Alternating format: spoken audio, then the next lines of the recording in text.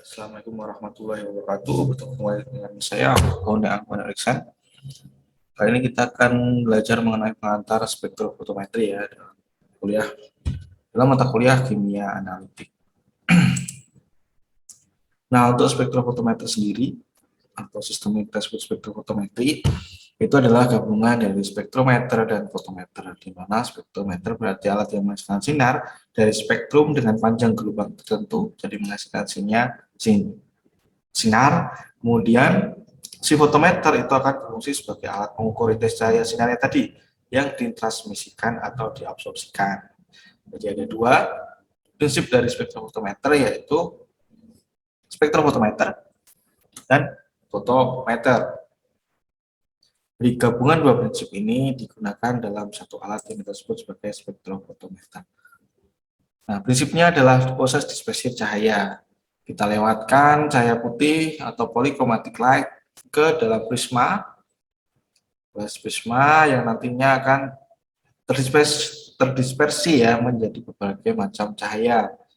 Kita sebut sebagai monochromatic light. Nanti menjadi merah, orange, yellow, hijau, green, blue, indigo, dan violet.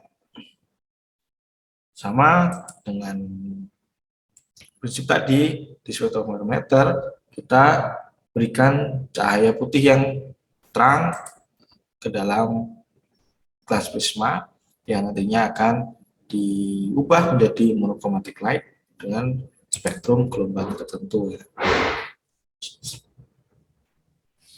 Untuk spektrometer sendiri itu artinya adalah sebuah alat yang digunakan untuk menganalisis suatu senyawa baik dari segi kualitatif dan kuantitatif. Jadi kita bisa melihat keberadaan dengan spektrofotometer ya, atau secara kualitatif bisa, dan kita bisa juga mengukur menggunakan spektrofotometer ini, atau kita dapat peroleh data secara kuantitatif atau angka, atau bisa dihitung ya, biasanya dengan menggunakan standar-standar tertentu sebagai pembanding. Dengan cara mengukur absorban suatu cuplikan sebagai fungsi dari konsentrasi. Nah, seperti itu prinsip dari spektrofotometer. Yang kualitatif tadi berdasarkan puncak-puncak yang dihasilkan dari spektrum suatu unsur cahaya tertentu pada panjang gelombang tertentu. Sedangkan yang kuantitatif itu didasarkan pada nilai absorbansi yang dihasilkan dari spektrum senyawa kompleks unsur yang dianalisis dengan kompleks unsur yang dianalisa dengan kompleks yang sesuai atau kita sebut sebagai standar biasanya. Jadi gampangnya sampel dari bahan yang kita punya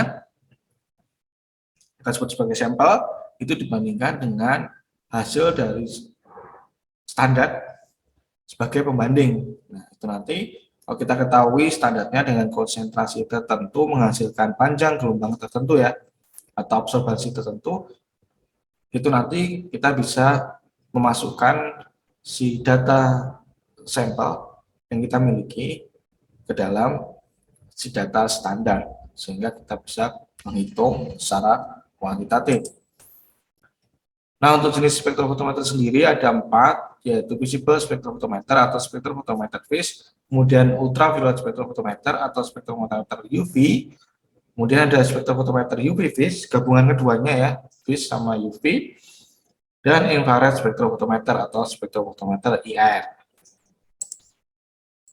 Kemudian dia juga dibagi menjadi 7 jenis jika dilihat dari segi interaksinya, yaitu yang pertama absorpsi, penyerapan, emisi, difraksi, fluoresens, resonansi, refleksi, dan scattering atau penghamburan. Yang kita bahas satu persatu. Yang pertama adalah spektrometer vis. Di sini alat ini merupakan salah satu jenis spektrometer yang menggunakan sumber cahaya atau energi yang tampak atau terlihat. Jadi memang sumber cahaya itu sudah visible ya. Jenis cahaya visible termasuk spektrum elektromagnetik yang bisa ditangkap oleh mata manusia, ya, kurang lebih monochromatic light tadi ya, ke 7 jenis lebih. Kisaran panjang gelombangnya pada sinar visible berada antara 380 sampai 750 nanometer. Yang kedua adalah spektrofotometer UV atau ultraviolet. Spektrometer jenis ini menggunakan sumber cahaya ultraviolet dengan kisaran panjang gelombang antara 190 sampai 380 nanometer. Lampu yang digunakan pada spektrofotometer jenis ini adalah deuterium lamp. Sifat sinar ultraviolet tidak bisa terdeteksi oleh mata manusia. Senyawa yang dapat menyerap sinar ini pada umumnya tidak boleh bening atau transparan. Kadang alatnya itu juga tersendiri, UV tersendiri. Kalau yang tadi berarti visible sendiri, sedangkan yang satunya lagi ada yang namanya UV vis. Di sini gabungan antara visible dan ultraviolet. Yang artinya terdapat dua jenis sumber cahaya berbeda. Bisa di set ya, kita bisa men-setting alat spektrometer ini apakah sumber cahaya itu visible ataupun ultraviolet. Pada instrumen yang sudah lebih canggih, sumber cahaya tidak lagi menggunakan dua sumber cahaya yang berbeda, namun menggunakan satu sumber cahaya dengan jangkauan panjang gelombang yang lebih banyak digabungkan, kemudian dia nanti akan membentuk panjang gelombang yang lebih lebar lagi. Jadi tidak perlu kita setting atau pakai visible sendiri, UV sendiri, tapi bisa kita dengan teknologi bisa kita gabungkan menjadi satu sumber cahaya dengan panjang gelombang yang lebih lebar seperti itu. Kemudian untuk selanjutnya itu ada spektrometer IR atau inframerah. Jenis spektrometer inframerah ini didasarkan pada penyerapan panjang gelombang inframerah. Hasil analisa yang didapat biasanya berupa signal kromatogram hubungan intensitas inframerah terhadap panjang gelombang. Jadi nanti membentuk seperti kromatogram yang isinya adalah intensitas inframerahnya terhadap panjang gelombangnya. Proses identifikasi dilakukan dengan cara membandingkan antara signal sampel dengan signal standar atau blend-nya. Seperti itu. Jadi kalau IR ini berbeda sendiri nanti hasil datanya dia berbentuk kromatogram. Harus kita bandingkan terhadap standar. Nah, prinsip kerjanya jadi dari sumber cahaya masuk ya polikromatis ya, putih seperti itu. Kemudian masuk ke prisma atau slit itu nanti masuk ke prisma dari slit atau pintu masuk, itu nanti akan terdispersi atau menyebar cahayanya menjadi menuju ke bumi tadi ya, ketujuh cahaya menjadi monokromatis, sehingga alat pendispersi cahaya ini biasa disebut juga sebagai monokromator. Kemudian dia akan melewatkan ke sampel. Jadi kalau di spektrometer itu monokromator cahaya yang kita dispersi itu nanti kita lewatkan ke dalam sel sampel ya. Nah, bisa kita atur ya itu panjang gelombang apa dengan warna komplementer apa. Nah warna yang kita set itulah yang nanti masuk ke dalam atau diarahkan ke dalam sampelnya. Kemudian baru terdeteksi, nanti kita akan boleh read out atau output di dalam spektrometer sebagai absorbansi. Sumber cahayanya itu kalau di spektrometer ada dua, biasanya kita pakai lampu tungsten dan lampu deuterium spektrometer. Itu paling umum digunakan. Kemudian bagian yang lain itu ada monokromator yang tadi ya pendispersi ya. Ada pintu masuknya atau slit in, kemudian prisma dia sebagai pendispersi cahaya. Dari polikromatis membentuk menjadi monokromatis, dan slit out pintu keluar di sini berfungsi sebagai mengarahkan gelombang yang dibutuhkan untuk mengarah ke kuvet atau sel sampel. Jadi keluarnya si cahaya setelah menjadi monokromatis itu melalui slit out ini. Kemudian ada sampel kompartemen atau nanti ini disebut sebagai tempat meletakkan sampel ya. Di sini ada kuvet untuk meletakkan sampel, kemudian biasanya ada penempat kuvet ya untuk meletakkan kuvet di sana. Beberapa alat spektrometer itu bisa lebih dari 4 kuvet ada di situ, atau kita setting kuvetnya itu terletak di mana, dan itu bisa diputar atau bisa dibolak-balik. Biasanya A, B, C, D, kemudian kalau ingin kita geser ke kuvet yang B, berarti tinggal kita klik, pencet tombol, nanti dia akan berputar ke B seperti itu. Kemudian detektor ya, detektor ini menangkap hasil dari penyerapan atau observasi si cahaya monokromator itu setelah melewati sampel ya.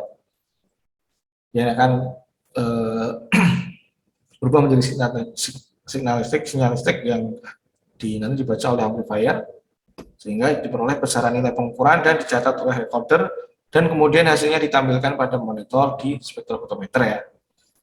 Detektornya itu ada berbagai macam, ada yang detektor foto atau fotodetektor, fotosel, misalnya CDS, fototube, hantaran foto, dioda foto, dan detektor panas. Persyaratan-persyaratan penting untuk detektor itu bisa meliputi sensitivitasnya tinggi sehingga dapat mendeteksi tenaga cahaya yang memiliki tingkatan rendah sekalipun. Kemudian yang kedua, waktu respon pendek. Yang ketiga, stabilitas yang panjang. Kemudian yang keempat, sinyal elektronik yang mudah diperjelas dan sistem pembacaan yang jelas. Itu menjadi suatu bagian dari detektor. Yang penting harus ada. Kemudian dalam penggunaan spektrofotometri kita harus benar-benar memperhatikan ya. Yang pertama adalah pada saat pengenceran, alat pengenceran harus betul-betul bersih tanpa adanya zat pengotor. Di sini jelas ya, kalau zat pengotor itu bisa nanti membiaskan hasil absorbansi yang ada pada kuvet atau sel sampel kita. Jadi penting untuk dibersihkan terlebih dahulu, dan benar-benar yang ada pada kuvet itu adalah sel atau sel sampel atau ekstrak sampel kita ya. Dan tidak ada pengotor yang lain atau tambahan-tambahan yang lain. Kemudian yang kedua adalah penggunaan alat-alat harus betul-betul steril. Ketiga, jumlah zat yang dipakai harus sesuai dengan yang telah ditentukan. Dalam penggunaan spektrometer UV, sampel harus jernih dan tidak keruh. Kemudian dalam penggunaan spektrometer UV vis, sampel harus berwarna. Nah, UV vis ini yang biasa kita gunakan ya di lab KPP. Kita memiliki spektrometer UV vis, spektrometer UV vis yang bisa digunakan oleh mahasiswa untuk praktikum dan penelitian seperti itu. Ini memang umum ya, dan sekarang paling canggih untuk spektrometri itu jenis ini karena dia sudah lengkap ya, ada UV dan ada yang dari visible. Kemudian untuk selanjutnya yaitu warna komplementer. Radiasi atau cahaya putih dilewatkan melalui larutan yang berwarna, maka radiasi dengan panjang gelombang tertentu akan diserap secara selektif dan radiasi sinyal lainnya akan diteruskan. Observasi maksimum dari larutan berwarna terjadi pada daerah warna yang berlawanan dengan warna yang diamati. Misalnya, larutan berwarna merah akan menyerap radiasi maksimum pada daerah yang berwarna hijau.